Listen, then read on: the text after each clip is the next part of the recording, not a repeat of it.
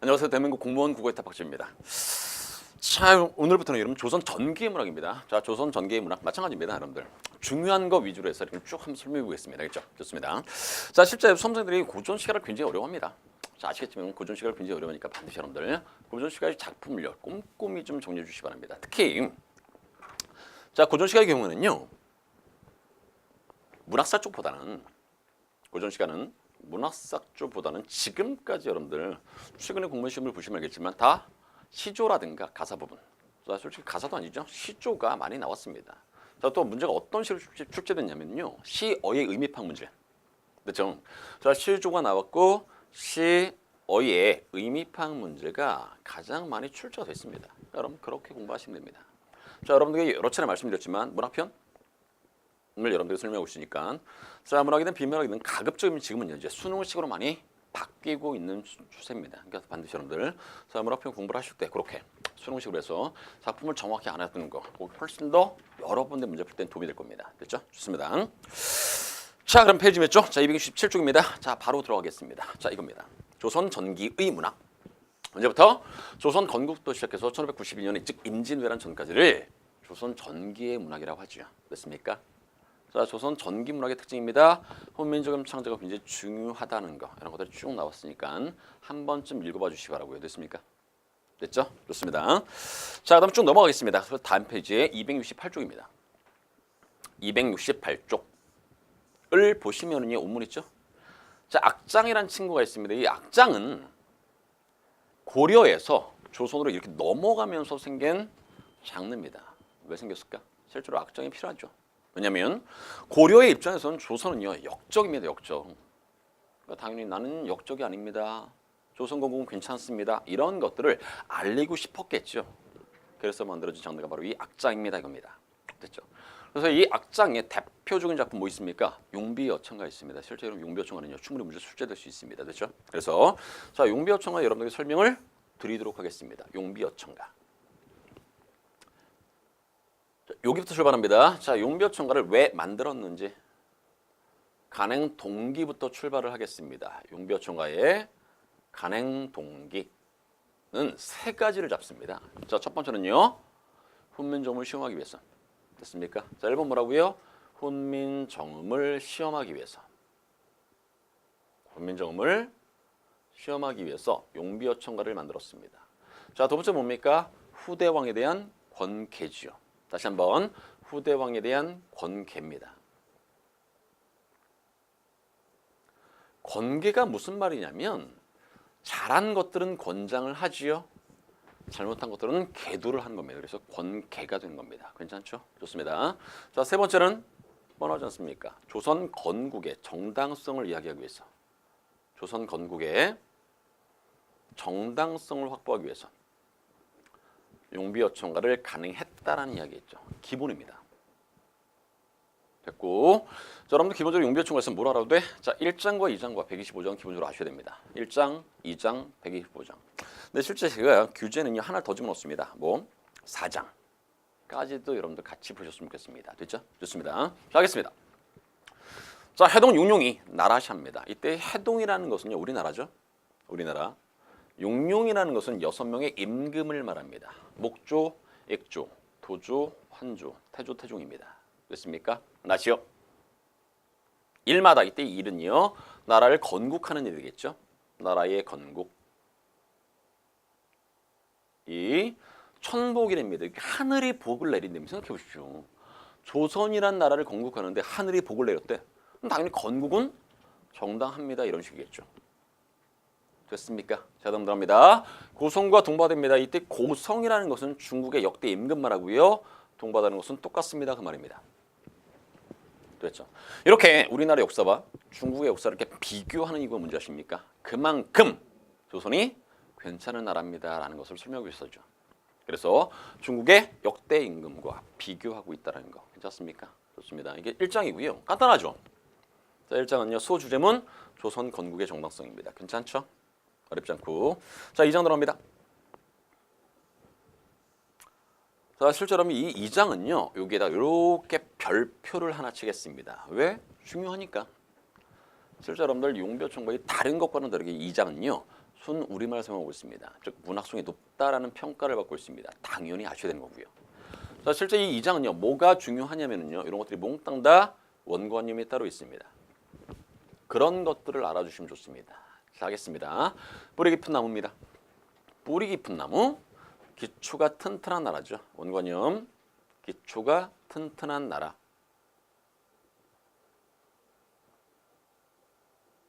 기초가 튼튼한 나라.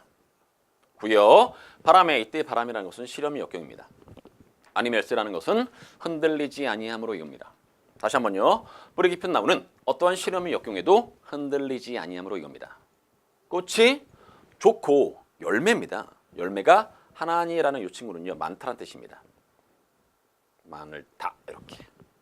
그랬을 때 자, 꽃과 열매는 도대체 뭐냐? 이거 문화입니다. 원관념이 문화. 쉽게 말하면 기초가 튼튼한 나라는 어떠한 실험 역경에도 흔들리지 않기 때문에 문화를 꽃피울 수 있습니다. 그 말입니다. 됐죠? 자, 그다음 두 번째 들어갑니다.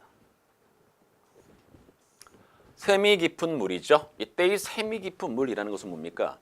역사가 아주 오래된 나라입니다. 역사가 오래된 나라는 가말의 가뭄이죠. 역시 실현미 역경입니다. 됐고 그치지 아니함으로 그다음 요절 쭉 밑줄 내를 이루어서 받아갑니다. 이거는 뭐냐면요. 조선의 영원한 발전을 기원하고 있습니다. 다시 한번요. 내를 이루어서 바다에 간다는 것은 조선의 영원한 발전 기원 이렇게 기억하시면 좋겠습니다. 조선의 영원한 발전 기원 이겁니다.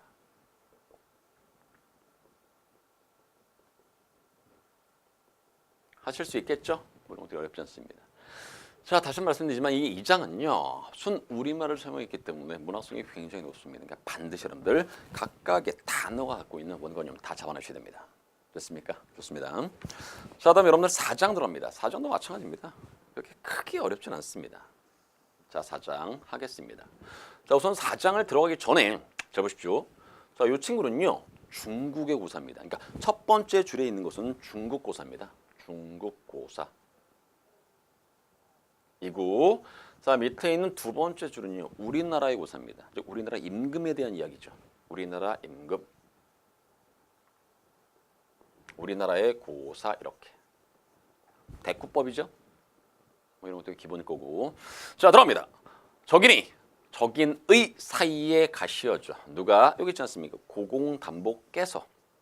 그러니까 쉽게 말하면 여기다가 고공담보께서라는 것을 집어넣으시면 훨씬 더 편하다는 얘기입니다. 다시 한번요. 주나라 태왕인 고공담보께서 적인의 사이에 가시옵니다. 이때 시옷은 뭡니까? 사이시옷이죠.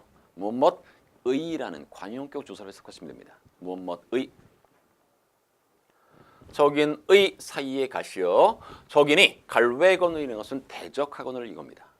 됐고 기산으로 옮기심도 몽땅 다 누구 뜻입니까? 하늘의 뜻이랍니다. 생각해 주십시오. 어떤 왕이 어떤 행위를 하는 데 있어서 하늘의 뜻이랍니다. 이것도 맞아. 하늘이 도움을 주는 거 아닙니까? 한자로 천우신조 이렇게 설명할 수 있습니다. 괜찮죠? 좋습니다. 자, 그다음 야인의 사이에 가시어 똑같죠? 익조께서 야인의 사이에 가시어 야인이 대적한답니다. 학원을 덕원으로 옮기심도 몽땅 다 누구의 뜻입니까? 하늘의 뜻입니다. 이겁니다. 내용은 쉽죠. 간단합니다.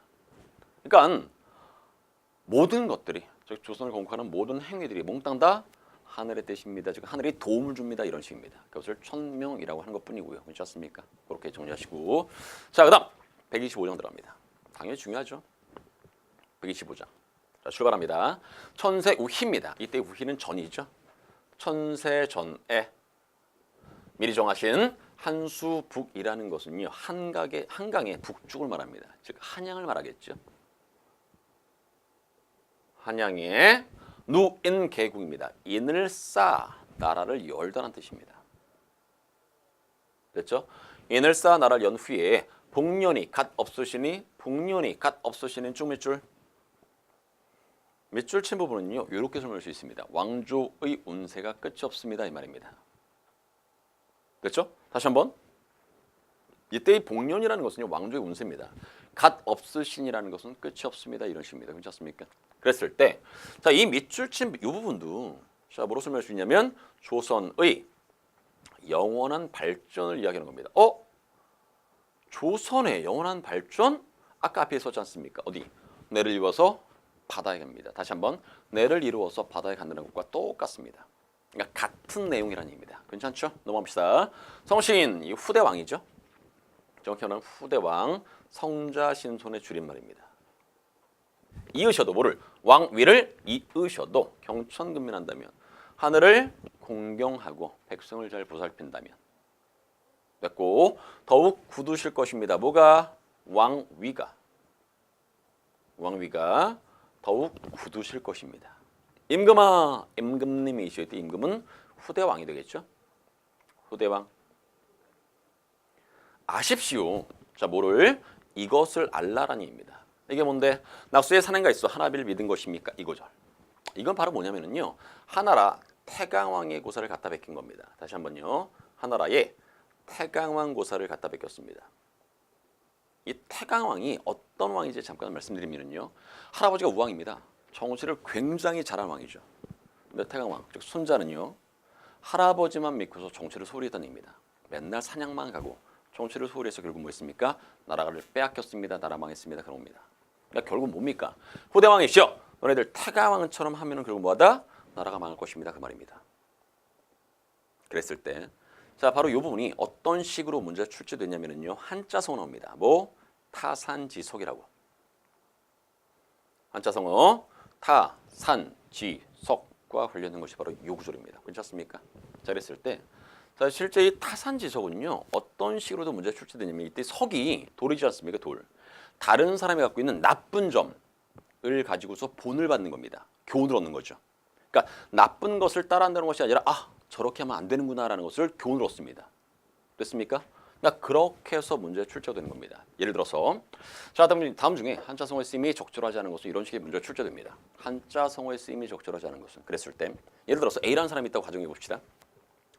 잘하는 것만 있어. 장점만 있습니다. 야, 이런 사람들의 A의 장점을 본받아야 되겠다. 그럴 때 타산지석이라는 한자성어를 이렇게 연결시킵니다. 그랬을 때 자 실제 장점을 본받아서 따르지 하지 않습니까? 그랬을 때 타산지석이라는 한자성어 쓸 수 있다 없다? 정답은 없습니다. 왜? 자 분명히 말씀드렸지만 타산지석은요. 다른 사람이 갖고 있는 나쁜 점을 보고서 나는 저러면 안 되는구나 라는 교훈을 얻는 겁니다. 그러니까 당연히 이런 부분에서는요. 타산지석이라는 이 한자성어를 쓸 수가 없다라는 이야기겠죠. 괜찮습니까? 그렇게 문제 출제됩니다. 됐죠? 아무튼 자 원문 125장은요. 주제가 중요할 것 같습니다. 주제 뭐?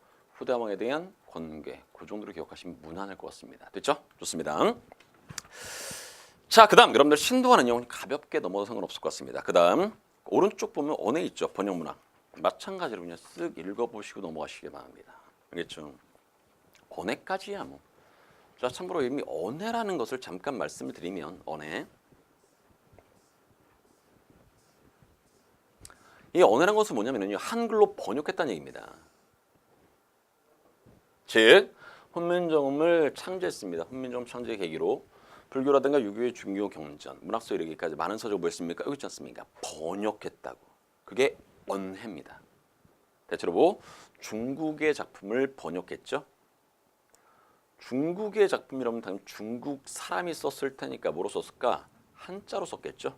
그 한자를 우리말로 번역한 것을 언해라고 합니다. 대표 두보의 작품을 많이 언해했죠.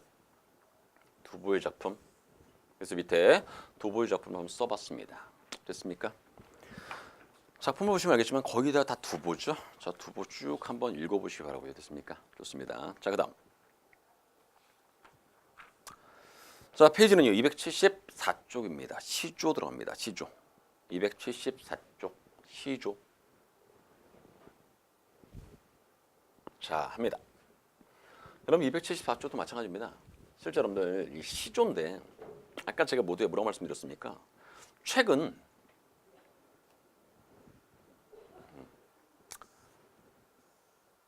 최근에 여러분들 공무원 시험을 이렇게 보시면 알겠지만 거의 대부분 다 보는 시간은 시조가 많이 출제됐습니다. 이게 당연히 중요하다는 얘기입니다. 말 이해하시겠죠? 여러분들 시조는요 정말 꼼꼼하게 공부하시고 시어의 의미가 뭔가지, 뭐까지 시어의 의미가 뭔지까지 정확히 여러분들이 파악을 하셨으면 좋겠습니다. 됐죠? 좋습니다. 자, 로즈 피우스니까 잠깐 보시기 바라고. 자, 그럼 페이지 276쪽 들어갑니다. 자, 페이지는 276쪽입니다. 강호 사시 갑니다.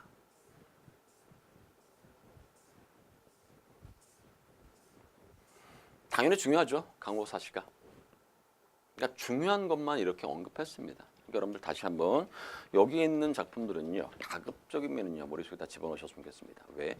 그대로 문제 출제됩니다. 출제될 가능성이 굉장히 높은 작품만 제가 집어넣었기 때문에 당연히 여러분들은 공부를 하셔야 된다는 얘기입니다. 됐죠? 좋습니다. 하겠습니다. 강호 사시가. 제목을 잠깐 설명드리면 강호는 자연이죠. 강과 호수. 이건 자연입니다. 자연. 사시라는 것은 사계절이지요. 가는 노래고요.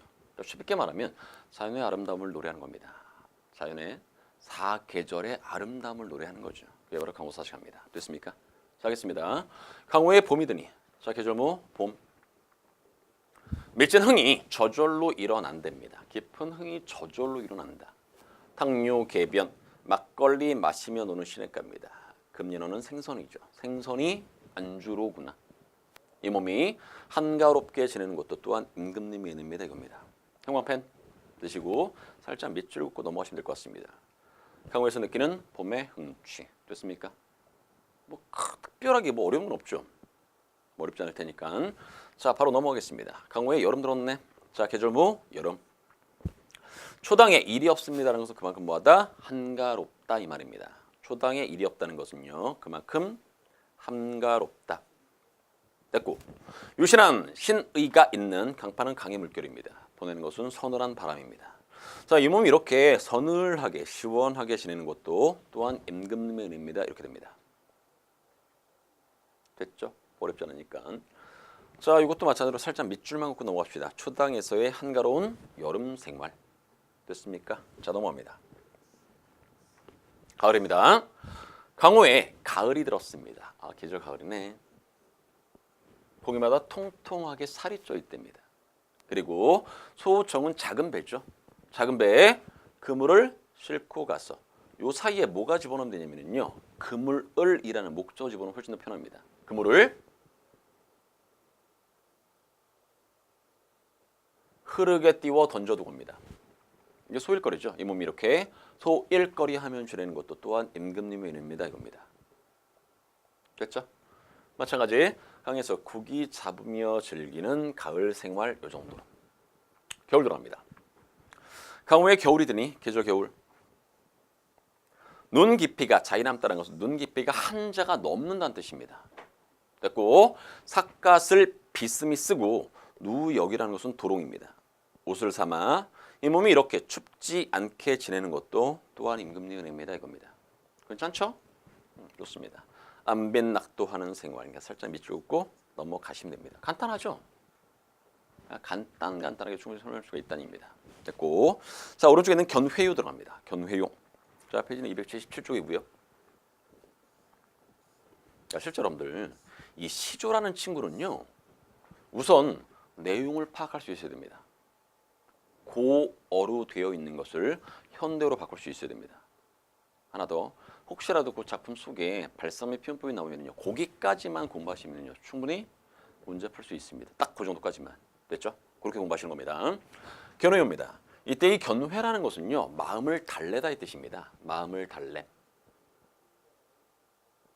견회, 마음을 달램. 쉽게 말하면 마음을 달래는 노래죠. 자, 하겠습니다. 슬프거나 즐겁거나 옳다나 그르다나 왜다가 그르다 또는 틀리다죠. 내 몸에 할 일만 닦고 닦을 뿐이언정 그 밖에 연하문열 이렇게 세모 밑에 쓰십시오. 부기공명, 벼슬 이런 것들 말합니다. 부기공명이나 벼슬이야. 분별이라는 것은 걱정입니다. 걱정할 줄 이시라는 것은 걱정을 한다 안 한다 안 한다 이런 것을 서리법이라고 합니다. 됐습니까? 자신의 신념에 따라 살고자 함. 요게 첫 번째 요 작품의 내용 요약입니다. 근데 잘 보십시오.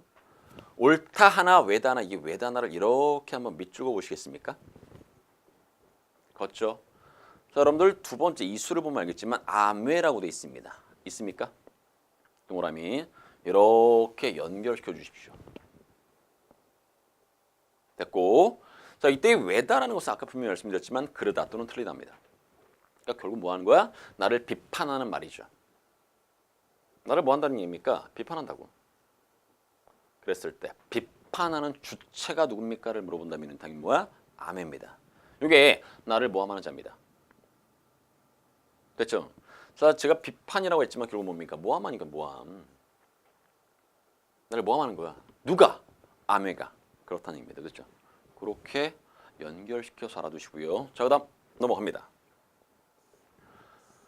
내일이 망령된 줄 나라고 모르겠습니까? 이 마음 어리기. 어리기 뭐? 어리석다란 뜻이죠. 이 마음 어리석기는 몽땅 다 님을 위한 탓입니다. 아메. 아무리. 이때 이 아메라는 것은 다시 한번 말씀드립니다. 나를 모함하는 자입니다. 아무리라는 것은요. 나를 모함하는 말이죠. 모함하는 말. 일러도 님이 헤아려 주십시오 이 말입니다. 결국 나에겐 잘못이 있다 없다? 없다.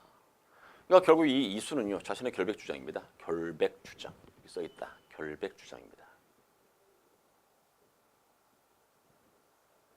그러니까 나를 모함하는 자가 아무리 나를 모함한다 할지라도 님이 제발 좀 헤아려 주십시오라는 것은 나 잘못이 없습니다. 내가 모든 것들을 몽땅 다 누굴 위해서? 당신을 위해서 했습니다. 그 말입니다. 됐죠? 좋습니다. 자, 다음. 원문 3수입니다. 자, 이 3수에서 중요한 건 뭡니까? 이때 이 신뢰가 화자의 감정이 이입돼 있다는 것. 이게 제일 중요합니다. 감정 이입. 자, 하겠습니다. 추성, 진호로 밖에서 울면서 얘는 가는이죠. 울면서 가는 저 신뢰야. 무엇을 하려고 낮과 밤으로 흐르는다. 흐르느냐 이겁니다. 됐고 님을 향한 나의 뜻을 따라서 그칠 줄을 모르는구나 이겁니다. 그러니까 결국 신뢰에 화자의 감정이 입됐다는 얘기입니다. 주제, 님에 대한 그리움. 됐습니까? 그거 아닙니까? 님을 향한 일편단심 이거 아닙니까? 그게 원문 3수. 3수의 기본 내용입니다. 이게 그러니까 결국 신의 화자의 감정을 입시켜가지고요. 화자가 님을 향하는 자신의 뜻을 드러내고 있습니다. 그겁니다. 됐죠? 좋습니다. 그 다음 사수입니다. 산은 길고 길고 물은 멀고 멀고 어버이를 그리워하는 뜻은 잘 보십시오. 많고 많고 하고 하고 이때 하다라는 것은 뭐? 많다라는 뜻입니다. 그래서 어버이를 그리워하는 뜻은 많고 많고 많고 많고입니다. 그리고 어디서 외기록이는요. 외기록을 이렇게 동그라미 친 다음에 밑에 쓰십시오. 감정이입이라고. 울면서 갑니다 이겁니다. 주제 어버이에 대한 그리움 이렇게 정리를 하시면 됩니다. 됐습니까? 좋습니다.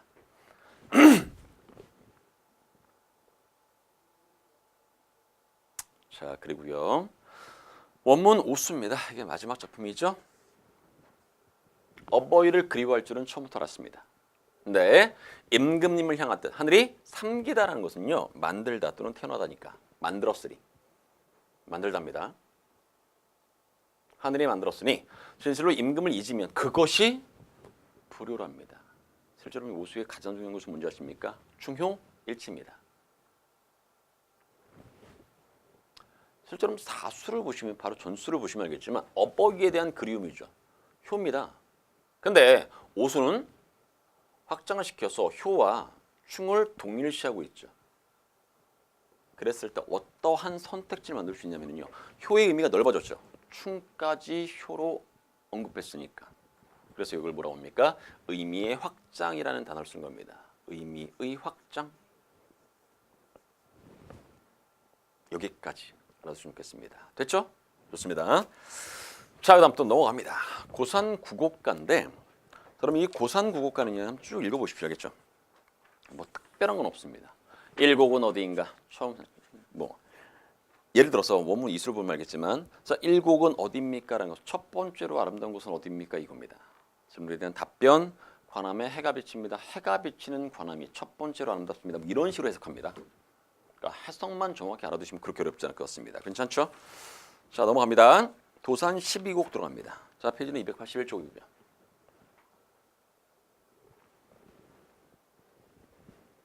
(281쪽)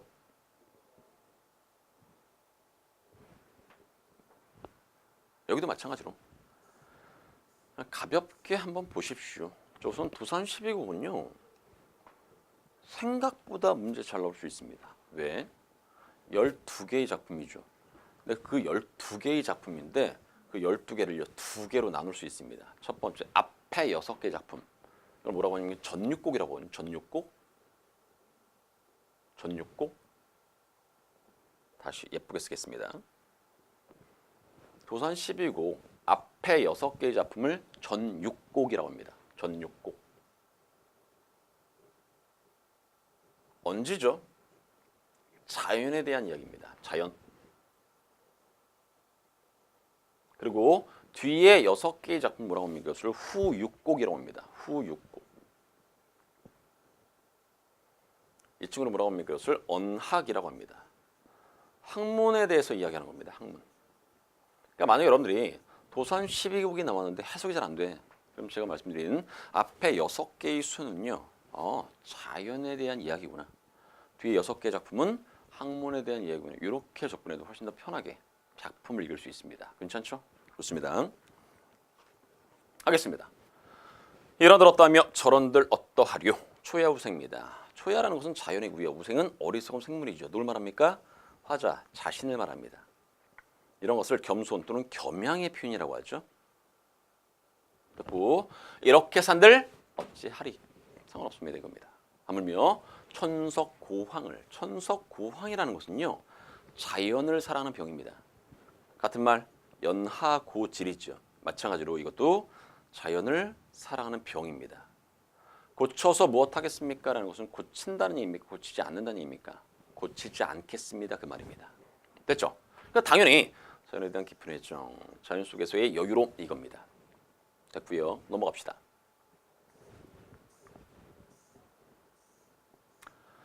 이 수에서는 뭐가 중요하냐면요. 관련된 네 글자의 한자 성어가 중요합니다. 잘 보십시오. 연하라는 것은 안개와 노을인데 이건 자연입니다. 자연을 집으로 삼고 풍월도 자연이죠. 바람과 달이 아니라 자연. 뭐 바람과 달에도 상관없습니다. 아무튼 자연 벗을 삼겠습니다. 그럼 결국 잘 보십시오. 두 개를 묶은다면 자연이죠. 자연을 집으로 삼고 자연을 벗으로 삼겠습니다. 그 말입니다. 이게 관련된 네 글자의 한자 성어 중요합니다. 뭐? 물아일체. 이게 물아일체입니다. 물아일체.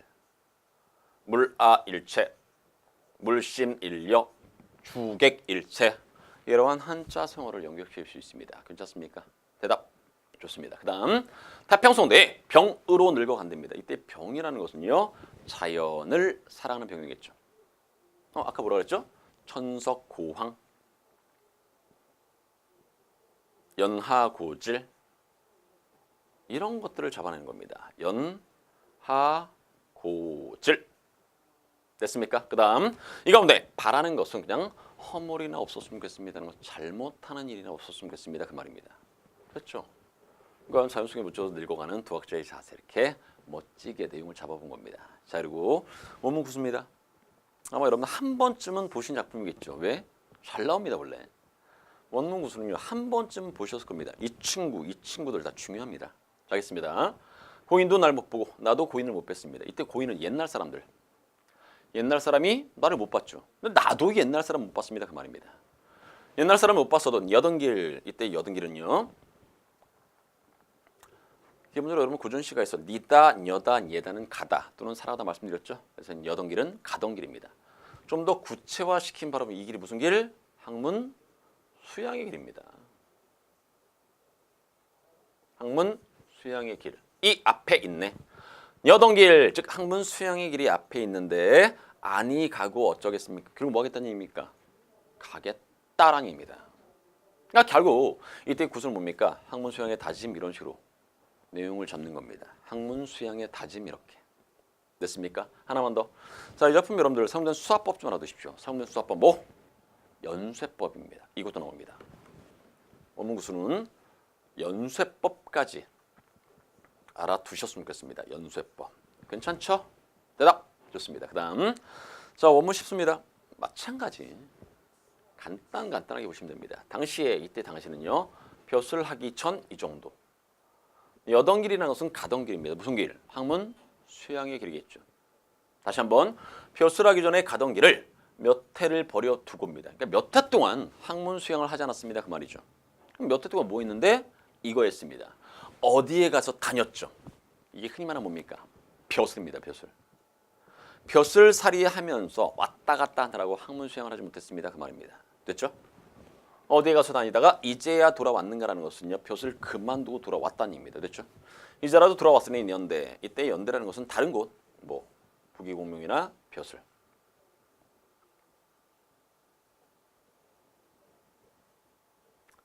마음 마로리라는 것은 마음 쓰지 않겠습니다. 그 말입니다. 그러니까 다른 데는 이제 신경 쓰지 않고 결국 뭐만 하겠다? 학문만 열심히 닦겠습니다. 그 말입니다. 됐죠? 좋습니다. 11수입니다. 자, 실제 이 11수를 가지고서 제가 문제를 한번 만들었었는데 하겠습니다. 청산은 어찌하여 만고의 푸르입니다. 다시 한번 청산. 푸른 산이죠? 의 속성 뭡니까? 만고의 푸르르다가 속성입니다. 늘 푸르러. 됐고. 자, 그 다음 물어봅니다. 유수는 어찌하여 낮과 밤으로 그치지 아니하는가입니다. 자, 유수의 속성 뭡니까? 낮과 밤으로 그치지 않습니다. 이겁니다. 그랬을 때 잘 보십시오. 위에 청산과 밑에 유수를 이렇게 묶으면은요. 자연이죠. 그때 이 자연은요. 어떠한 속성이 있냐면은요. 무한함, 변함이 없다는 속성이 있습니다. 됐죠? 무한함.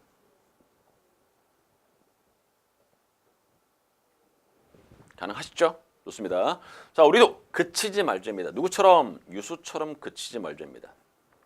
만고상정 하겠답니다. 누구처럼? 청산처럼 만고상정 하리라 이겁니다.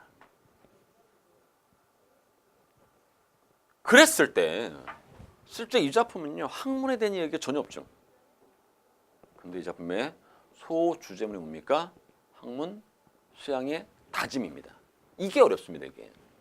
이 작품 다시 한번 하고요. 학문 수양의 다짐입니다.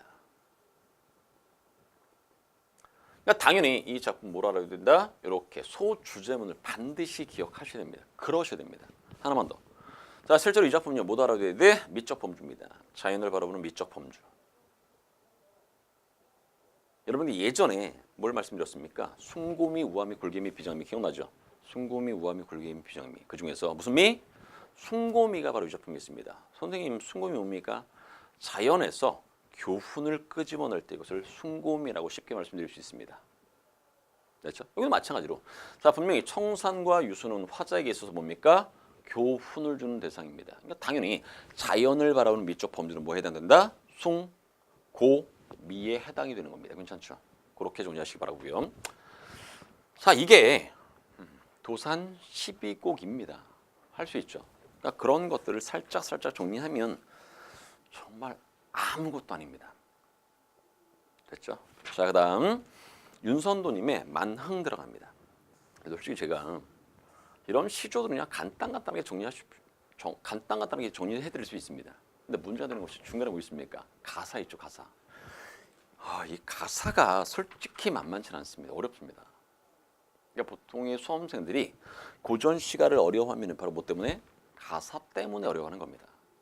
여러분 혹시라도 저는 지금 시간이 여러분이 솔직히 많지 않습니다. 그래서 가사를 제가 고민 중입니다. 이걸 해둘지 아니면 여러분들에게 맡길지. 그건 조금 더 고민해보고 있습니다. 공부하면 여러분들에게 강의하면서. 알겠죠? 여러분들은요 정말 가사 중요하다는 거 꼭 명심해 주시기 바랍니다. 됐죠? 자, 특히 작년도 여러분 국회적 문제를 보시면 알겠지만 관동별곡이 문제 출제되어 있습니다. 그러니까 그러한 가사들이 어김없이 문제 출제가 되는 겁니다. 그러니까 여러분들 공부할 때 꼼꼼하게. 자, 최소한 이 교재 안에 있는 가사는요 반드시 기억하셨으면 좋겠습니다. 왜? 중요하니까. 당연히 중요합니다. 됐죠? 자, 그럼 만흥 들어갑니다. 만흥의 말뜻이 뭐냐면 흥겨움이 가득하다는 뜻입니다. 흥겨움이 가득하다. 하겠습니다. 산수는 자연이죠. 자연 속 바위 아래 띠집, 띠풀로 이은 집, 즉 초가집을 말합니다. 띠집은 초가집. 진노라니 이때의 그는요 뭘 봤습니까? 앞에 문장 전체를 봤습니다. 좀 더 쉽게 설명드리면 뭡니까? 나의 뜻이겠죠. 자, 나의 뜻을 모르는 남들은 웃는다. 이때 웃는다는 비웃는다입니다. 비웃는다 하지만은 이겁니다. 됐고 어리석은 샤암입니다. 이때 샤암이라는 것은 시골뜨기죠. 시골뜨기.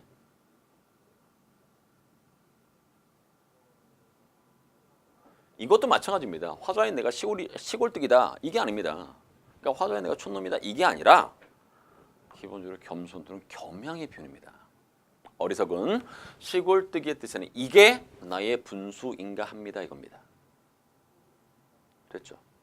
실제로 작품별로 해서 다 한자성어를 집어넣었습니다. 첫 번째는 뭐? 안분주죠. 쉽게 말하면 자연 속에서 초가집을 짓는 것 자체가 뭡니까? 안분주종입니다. 자신의 분수에 만족한다는 얘기겠죠. 됐습니까? 넘어갑니다. 그 다음 원문이 있습니다. 보리밥 풋나물을 알맞게 먹은 후입니다. 이때 보리밥 풋나물은요, 그냥 보잘것없는 음식 그 정도입니다. 보잘것없는 음식. 알맞게 먹은 후에 바위 끝 물가에 앉아서 실컷 놀면서 지내겠습니다. 그 나머지 연하문 일이라는 것은요, 다른 일, 부귀공명이나 벼슬 같은 것들을 말합니다. 벼슬. 부러워할 줄 이시랴라는 것은 부러워한다는 의미입니까? 부러워하지 않는다는 의미입니까? 부러워하지 않겠습니다. 그 말입니다. 됐죠? 어렵지 않습니다. 자, 관련된 네 글자의 한자성어 안분주조 괜찮습니다. 근데 저는요 그냥 안빈낙도를 살짝 집어넣습니다. 왜? 일수하고 똑같으면 재미없으니까. 됐죠? 자, 그 다음 넘어갑니다.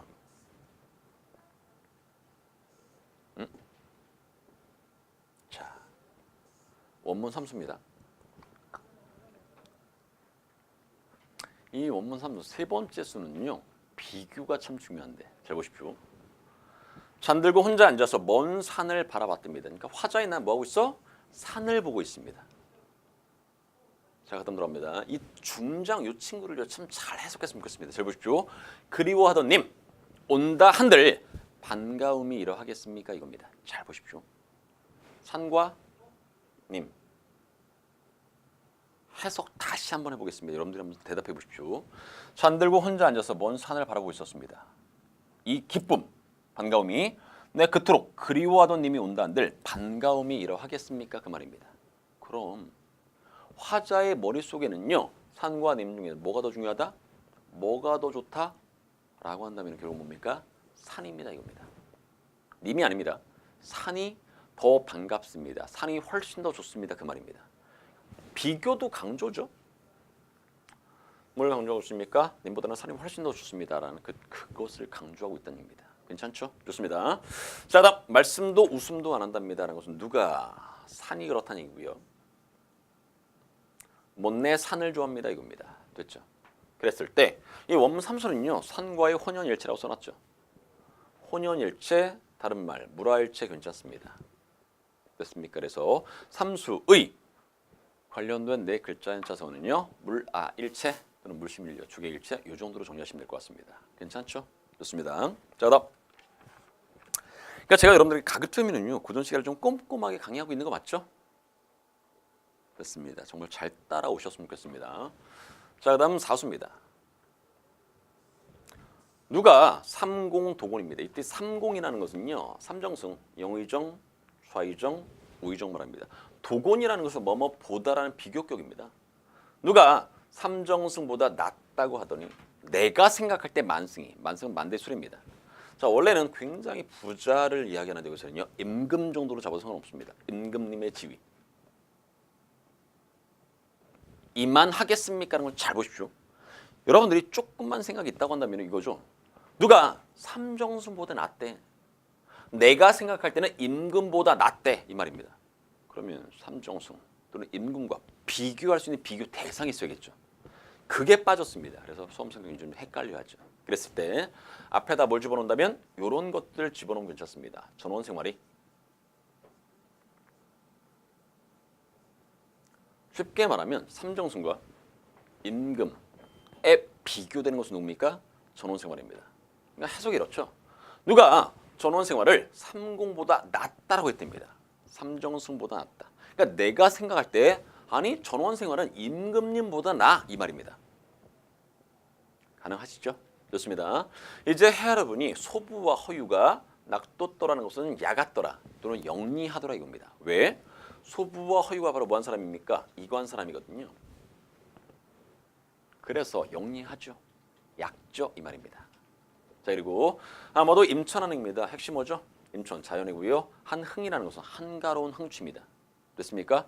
자연 속에서의 한가로운 흥취를 비길 곳이라는 것은 비길 곳, 견줄 때입니다. 비교할 데가 없습니다. 이 말입니다. 그만큼 전원생활이 즐겁습니다. 그만큼 자연 속에서의 한가로운 흥취가 즐겁습니다. 그 말입니다. 됐죠? 그래서 강호 한종의 삶입니다라고 살짝 내용을 잡아드렸고 넘어갑시다. 오수죠? 내 성이 이때의 성은 천성입니다. 타고난 성품. 됐죠? 타고난 성품. 게으르다는 것을 하늘이 아시고서 인간만사입니다. 인간의 모든 일이죠. 한 가지 일도 맡기지 않았습니다. 이 말입니다. 진실로. 다만 다툴 사람이 없는 강산을 지키라고 하십니다. 그래서 나는 뭐한다? 강산을 지킵니다. 이겁니다. 생각해 보십시오. 강산을 지키려면 어떻게 됩니까? 강산에 와야겠지. 즉 자연 속에서의 여유로움입니다. 그게 오수의 기본 내용입니다. 됐죠? 뭐 이런 거 어렵지 않고. 육수입니다. 강산이 좋다 한들 나의 분수로 얻었겠느냐? 지내겠느냐?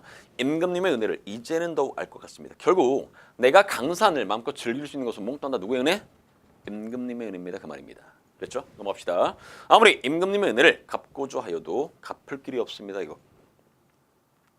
됐죠? 뭐 이런 것들이 뭐 어렵지 않고. 임금님의 은혜에 감사하고 있습니다. 거기서 마무리. 매화사입니다. 그럼 이 매화사는요. 그냥 매화예찬 정도로 잡아주시면 됩니다. 매화예찬. 근데 실제 이 작품도 굉장히 중요한 건 맞습니다. 됐죠? 자, 하겠습니다. 매영이라는 것은 매화 그림자죠. 부딪힌창에 옥인금차라는 것은 미녀 정도로 생각하십시오. 미인. 기대어 있으니 이삼백발옹입니다. 이때 이삼백발옹이 바로 누구냐고요? 매화를 완상하는 주체입니다. 이삼백발옹, 매화를 완상하는 주체. 그게 이삼백발옹입니다. 는 검은고를 연주하면서 노래를 부른답니다. 최고죠.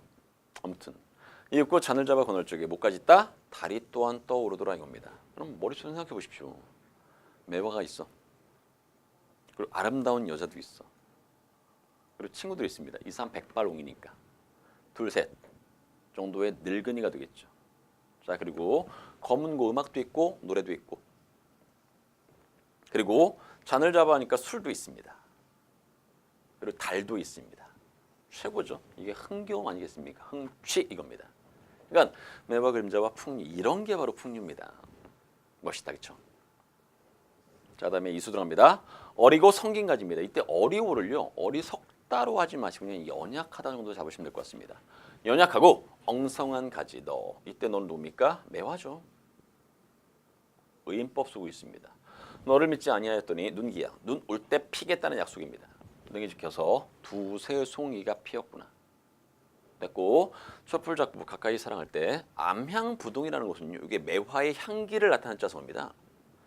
그윽한 향기가 둥둥 떠다닌다는 뜻입니다. 매화의 향기를 나타내는 한자성어. 됐습니까? 그러니까 매화 정말 최고란 얘기죠. 연약하고 엉성한 가지여서 믿질 않았다고 화자가. 근데 약속을 지켰다고 참 대단하다고 이 말입니다. 됐죠? 자, 그 다음 삼수입니다. 빙자옥질이요. 이때 이 빙자옥질은요. 매화의 외면을 나타냅니다. 외면적인 모습. 밑에 아치고절은요. 매화의 내면적인 모습입니다. 빙자옥질이라는 것은 얼음같이 깨끗한 살결, 구슬같이 아름다운 자질입니다. 그리고 아치고절은요. 우아한 풍치의 고결한 절개란 뜻입니다. 그래서 빙자옥질이나 아치고절 나오면 무조건 뭐다? 다 매화입니다. 매화를 이야기하는 겁니다. 자, 그리고 빙자옥질이여 눈 속에 너로구나. 가만히 향기 놓아서 황혼오리입니다. 잘 보십시오. 황혼에 달. 깜짝 놀랐습니다. 다시 한번 황혼에 달이 뜨는 것을 기약하니라는 것은 기다림입니다. 다시요. 가만히 향기 놓았을 때 향기는 매화 향기겠죠. 황혼에 달이 뜨는 것을 기다림입니다. 그럼 물어보겠습니다. 그럼 지금 현재 달이 있습니까 없습니까? 달은 없습니다. 만약 여러분들이 삼수가 딱 나왔는데 감상으로. 매화와 달이 함께 있는 모습은 정말 아름답다. 이런 식의 말은 있을 수 있다 없다? 없죠. 왜? 자, 분명히 해석이 달이 뜨는 것을 기다리니까 달이 지금 없습니다. 그렇게 정확히 해석해 주시기 바라고요. 아마도 아치고절은 우한풍치의 고결한 절개는 너 매화뿐인가 합니다. 이겁니다. 매화짱 이겁니다. 그러니까 실제로 이 작품은요. 태도 자체가 굉장히 중요한데 무슨 태도?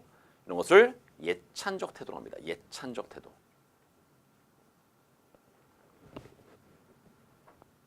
됐죠? 자, 그다음 들어갑니다. 자, 원문 6번째 육수. 합니다. 바람이 눈을 몰아 산창에 부딪히는 됩니다. 눈 요렇게 세모, 찬 기운 요렇게 세모. 매화에게 있어서는요. 시름이 역경입니다. 안 좋은 겁니다. 됐죠? 찬 기운 새어 들어와서 잠든 매화를 침범한답니다. 아무리 얼개하려 한들 봄뜨 빼앗을 수 있다 없다? 없다 이겁니다. 됐죠? 그렇게 정리하는 겁니다. 간단히 말씀드려서. 자, 그리고 자, 8수 들어갑니다. 동쪽 누각의 숨은 꽃이 척촉 철쭉입니다. 두견나는 진달래꽃이죠. 세모 돌린 이유가 뭐냐면 몽땅도 매화하고는 반대되는 시어입니다. 자, 그래서 들어갑니다. 세상 천지가 눈인데 쟤네들이 이때 쟤라는 것은요. 이걸 말하겠죠. 철쭉과 진달래꽃입니다. 어찌 감히 피냐고 생각해 보십시오. 세상 천지가 눈이야. 그럼 매화. 밖에 피지 않습니다. 철쭉 피 안 피? 안 피죠. 진달래꽃 피 안 피? 안 핍니다. 역시. 그러니까 이 친구들은 세상 천지가 눈일 때는요. 절대로 피지 못합니다. 하지만 알겠도다. 뭐 백설양춘. 매화밖에 그 누가 있겠습니까? 매화만 백설. 온 세상이 하얄 때, 즉 겨울일 때 마치 따뜻한 봄처럼 꽃을 피는 것은 매화밖에 없습니다. 그 말입니다. 됐죠? 이렇게 정리하시면 될 것 같습니다. 뭐 이런 것들이야 뭐 가볍게도 상관없습니다. 그렇게 어렵진 않습니다. 됐죠? 자, 그 다음에 여러분 이정원님의 비가가 나왔거든요. 실제 이러다 보니까 오, 선생님이 하나하나씩 다 알 것 같네. 여러분들 충분히 한 번쯤 들어보신 작품이 많죠. 그러니까 한 번쯤 들어보신 작품이 많기 때문에 그냥 가볍게도 상관없을 것 같습니다. 자, 그리고 다시 말씀드리지만 자, 제가 가사는 솔직히 다 해드리고 싶지만 그러지 못할 것 같습니다. 그렇죠. 가사 중에서 좀 중요한 거 있지 않습니까? 예를 들어서 상춘곡은 정말 중요하니까 3인곡은 좀 중요하니까 몇 개의 작품을 여러분들에게 설명을 드리겠습니다. 그 외에는요. 혹시 여러분들께 부탁드리겠습니다. 반드시 여러분 공부해 주시기 바랍니다. 알겠죠? 됐습니까? 좋습니다. 자, 그럼 여러분들 이정원의 비가까지 하고서 자, 이 강의는 우선 마무리 짓겠습니다. 자, 보십시오. 이정원의 비가입니다. 슬픈 노래죠. 이게 언제적이냐면 청나라한테 정말 치욕을 당할 때 소현세자와 복림대군이 청나라의 볼모로 끌려갈 때 그때를 말합니다. 슬프게 되겠죠. 그래서 비가입니다. 자, 하겠습니다. 한밤중에 혼자 일어나 묻노라 이냈구마 말리 요양입니다. 이때 요양은요. 누가 있는 곳? 소현세자와 복림대군이 볼모로 끌려간 곳입니다. 어느 사이에 다녀왔는가? 그러니까 꿈속이니까 왔다 갔다 가능하죠. 반갑구나. 학가선용이라는 것은 아까 말씀드렸지만 소현세자와 복림대군입니다. 두 왕자들 이렇게 되겠습니다. 신이 뵌 것처럼 반갑습니다. 그 말입니다.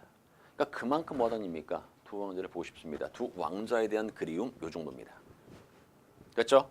넘어갑니다. 그 다음 풍설이 섞어친 날에 묻노라 북내사제입니다. 이때 북내사제는요. 북쪽에서 온 사신입니다. 소혜용환입니다. 누굴 말합니까? 두 명의 왕자를 말하겠죠. 소현세자와 복림대군 말합니다. 얼마나 추워하시는가? 고국에 못 죽는 고신입니다. 고신은 외로운 신하 누구? 나. 눈물겨워합니다. 왜? 왕자들 걱정 때문에. 됐죠? 그래서 나라의 치욕을 보고도 죽지 못하는 충신의 한탄입니다. 또는 나라에 대한 걱정도 되지만 두 왕자에 대한 걱정도 설명할 수 있습니다. 괜찮죠? 좋습니다. 그 다음 실수입니다. 구중 이때 구중은요. 궁궐 구중궁궐의 궁궐입니다. 달 밝은 밤에 성녀라는 것은 임금님의 걱정입니다. 많대. 그럼 도대체 걱정이 뭐냐? 이역풍상에 쉽게 말하면 중국 땅에서 학가라는 것을 아까 말씀드렸죠. 학가선영 누구? 두 왕자. 그러니까 두 왕자를 첫째 걱정하고요 이 말입니다. 절대로 잊지 못하고 이 밖에 억만장생 모든 백성입니다. 못내 걱정하십니다 이겁니다. 그러니까 결국 임금께서 두 명의 왕자와 백성들을 걱정하는 마음 이 정도겠죠. 그게 실수의 내용입니다. 근심 많은 임금님에 대한 걱정. 됐습니까? 다시 한번 임금님의 근심은 누구라고? 두 왕자와 백성들. 두 왕자와 백성들을 걱정하는 임금님의 모습이 나왔습니다. 괜찮죠? 좋습니다. 그 다음 팔수입니다. 구렁에 나 있는 풀이 봄비에 저절로 길어서 이 풀은요. 잘 보십시오. 앓을 일이 없답니다. 그러니까 걱정할 일이 없다는 얘기입니다. 뭐는? 풀은 그렇다는 얘기죠. 참 좋아 보입니다. 그 안이 좋겠습니까? 정말 좋습니다. 이겁니다. 자, 우리는 너희만 못했을 때 너희는요. 풀이죠. 시름겨워합니다. 이겁니다. 즉 풀은 걱정 있어 없어? 없습니다. 우리는 있습니다. 이겁니다. 됐죠? 이때 걱정은 뭐 나라를 걱정하는 마음도 있을 수 있고 뭐 나라의 치욕에 대한 슬픔도 될 수 있고요. 여러 가지입니다. 괜찮습니까? 됐습니다. 그랬을 때 자, 풀을 풀이라고 하지 말고 뭐라고 하자? 자연이 될 수 있죠. 우리를 우리라고 하지 말고 뭐라고 하자? 인간이라고 할 수 있습니다. 그랬을 때 자연관계의 대비가 나옵니다. 대비는 강조입니다. 뭐? 시름을 강조하고 있다입니다. 정말 슬프다고요. 그 말입니다. 됐죠? 뭐 이런 것들이 크게 어렵진 않을 것 같습니다. 됐고 자 그럼 이번 시간은요 여기까지 마무리 짓고요. 자 다음 시간은요 어부가부터 하는데 실제 어부가는 여러분들 해보십시오. 자 다음 시간에는 어부 사시사부터 들어가겠습니다. 괜찮죠? 근데 실제 여러분들 이 작품을 하나하나 꼼꼼하게 다 설명하기 좀 어렵습니다. 그러니까 다시 한번 여러분들이 정말로 부탁드리지만 정말 하나하나 꼼꼼하고 완벽하게 정리를 하셨으면 좋겠습니다. 괜찮습니까? 대답? 네 좋습니다. 자 오늘은 여기까지 하겠습니다. 고생하셨습니다.